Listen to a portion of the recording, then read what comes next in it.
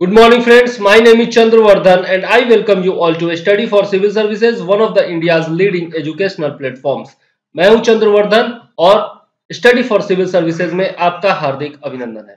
दोस्तों, पिछले वीडियोज में हम लोगों ने ज्योग्राफी में भारत का परिचय पढ़ा था।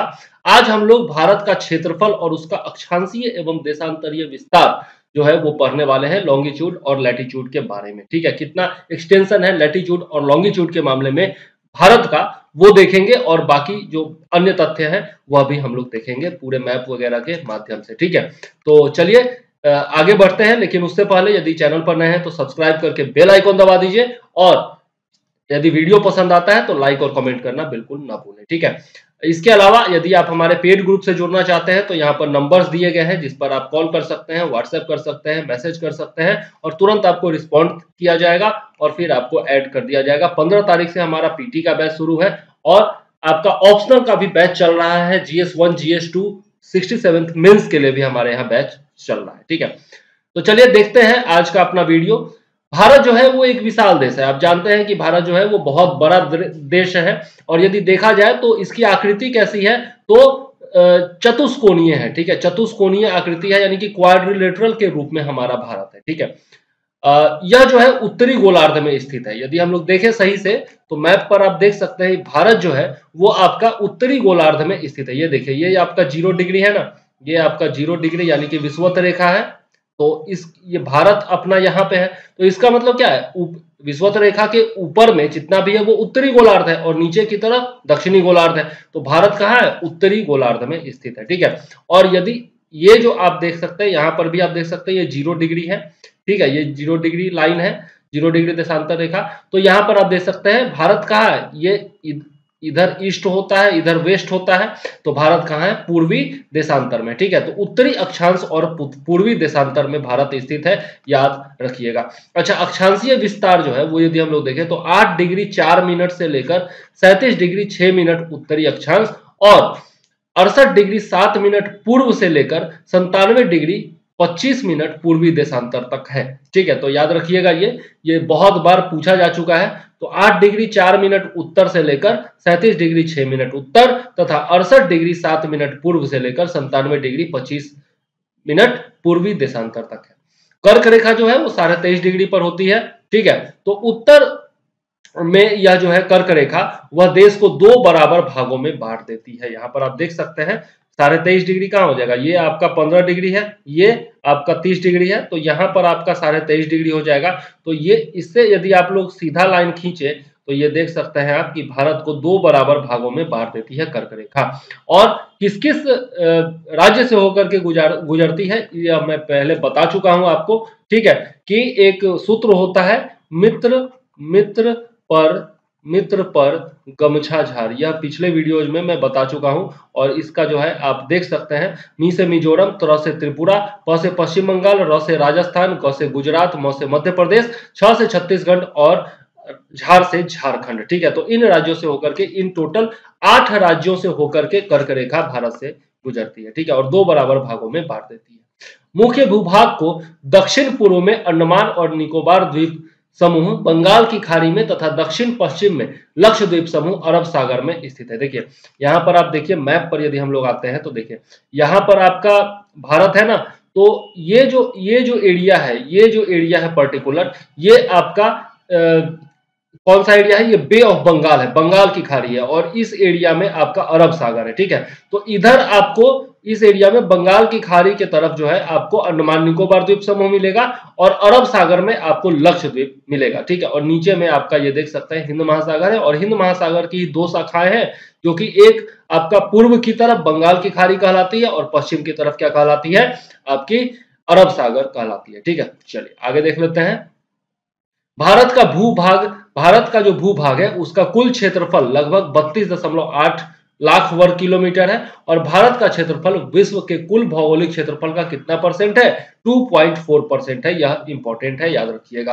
भारत जो है वो विश्व का 7वां सबसे बड़ा देश है।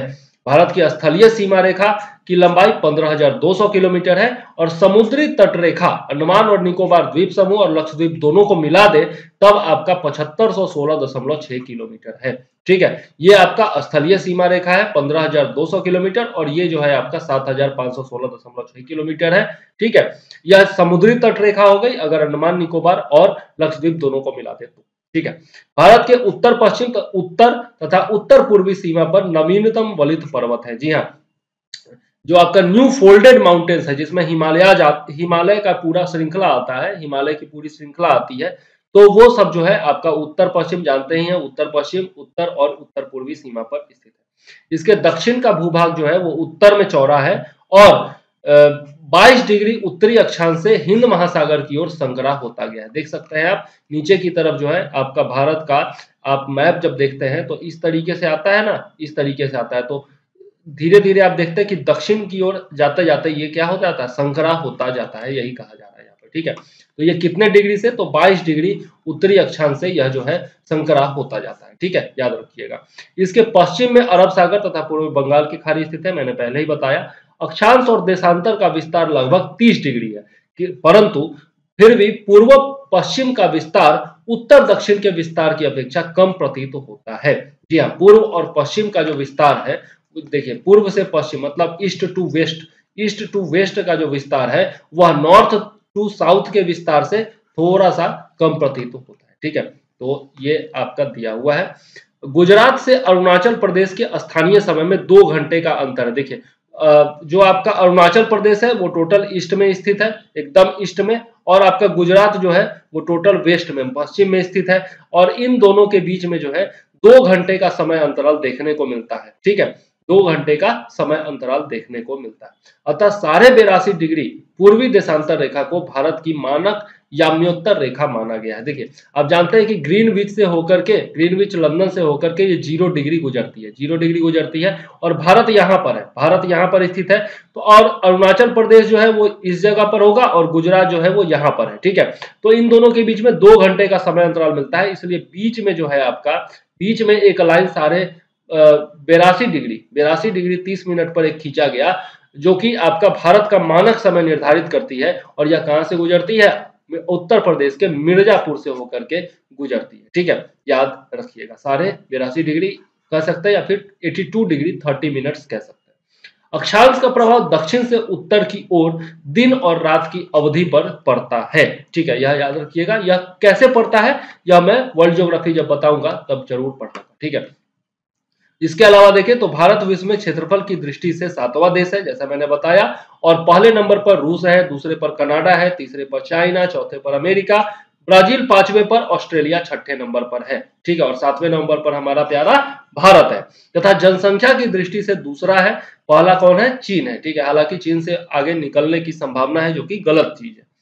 भूपृष्ठ पर यदि देखें तो विषुवत रेखा इक्वेटर से उत्तर या दक्षिण दिशा में स्थित किसी भी बिंदु की पृथ्वी के केंद्र से मापी गई कोणीय दूरी को अक्षांश कहा जाता है। अक्षांश की परिभाषा यहाँ पर दी गई है, तो वैसे आप जानते होंगे, लेकिन यहाँ से आप परिभाषा देख सकते हैं।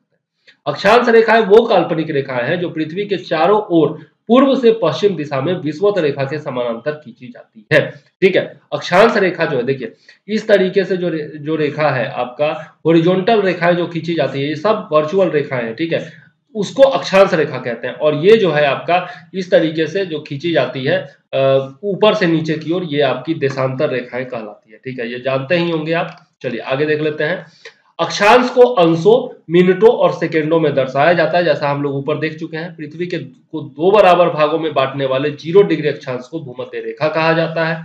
विषुवत वृत्त भूमध्य रेखा जो है उसके उत्तरी भाग को उत्तरी गोलार्ध और दक्षिणी भाग को दक्षिणी गोलार्ध कहते हैं। ये सब बेसिक चीजें हैं जो कि आपको पता होनी चाहिए, अगर नहीं पता है तो यहाँ से देख लीजिए।